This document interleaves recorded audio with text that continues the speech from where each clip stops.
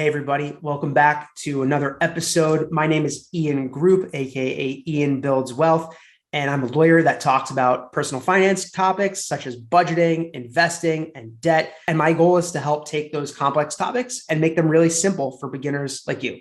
So I want to show you and prove to you that you can still live your life while on a budget, that a budget doesn't have to be restrictive, but rather can be a roadmap to success. And if your budget's built correctly and you stick with it, you won't feel deprived. Actually, I urge you to include all the things that give you joy within your budget. We're going to talk a little bit about how to set up the budget. I'm going to walk you through mine. We're going to talk about how to prioritize and how to track manually and automatically. So let's start with the budget. So if you are watching this live, you're going to be able to see my budget. If not, if you're listening to this, you're going to need to go to the show notes or go to downloadmybudget.com, where you can download my free budget. You're going to be able to literally walk through the budget with me, and then it will be yours to use for free. So go check that out. When you look at a budget, it's important to understand that this is a pretty simple math equation. Money coming in minus money going out. Money coming in is your income. Your income can be income you have from a W-2, or it can be income that you have from other sources, like a side hustle. Maybe you have a side business, or you have another part-time job after your main job.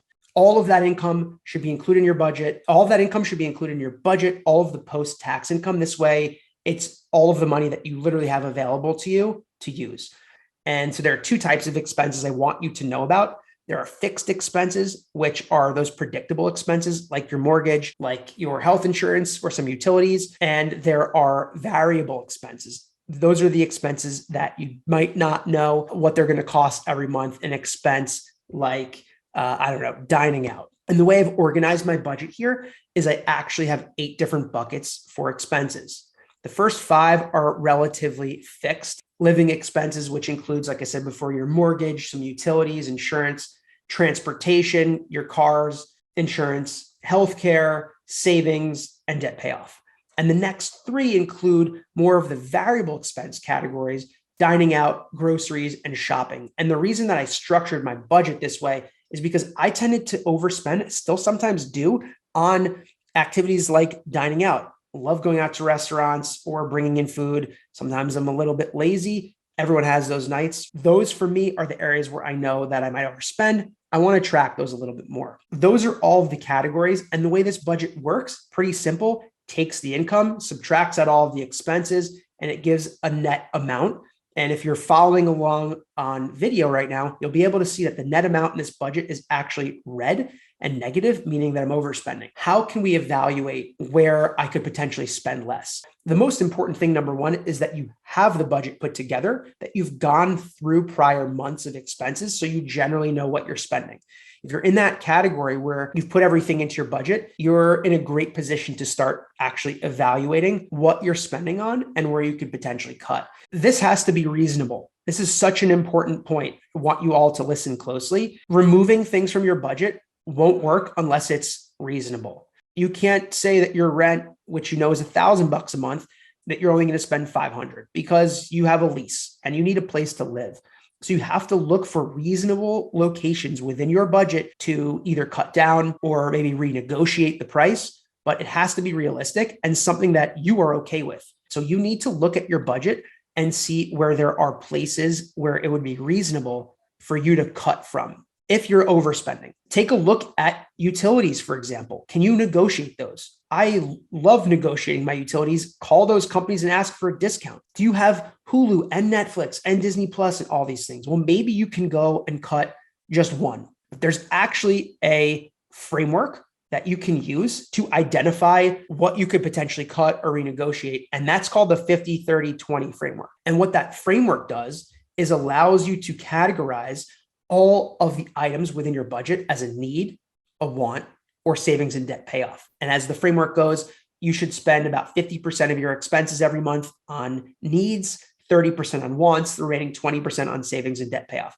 So let's go back to my budget here. So you can do this manually if you want, add everything up. My budget does it automatically for you, but you'll see here on the right side here, I've gone and tagged everything as a need, savings and debt, or want. And what my budget does is at the bottom here, it will actually add everything up for you. So you could see here, I'm overspending by $1,000 and my wants are pretty high. So if I wanted to cut down on my expenses to even this out, I would need to go back to the want categories, like my dining out, where I'm spending $1,500 a month, and try to cut that down. And I wouldn't just slash it. I would do it rationally. So we can do this one together. I'm spending $1,500 a month. My budget actually breaks it down weekly. So $345 a week. How many meals does $345 get you? Let's say we're going out to one really nice dinner every week. That's about $150. That leaves us with another $200. So maybe each meal $50. So maybe we're going out 5 times a week here. That's a lot. Can you go out 3 times a week and make dinner those other 2 nights? If you're going out 3 times a week and you're able to shave off $100 a week, you've shaved off $400 a month, and now we're at $1,100.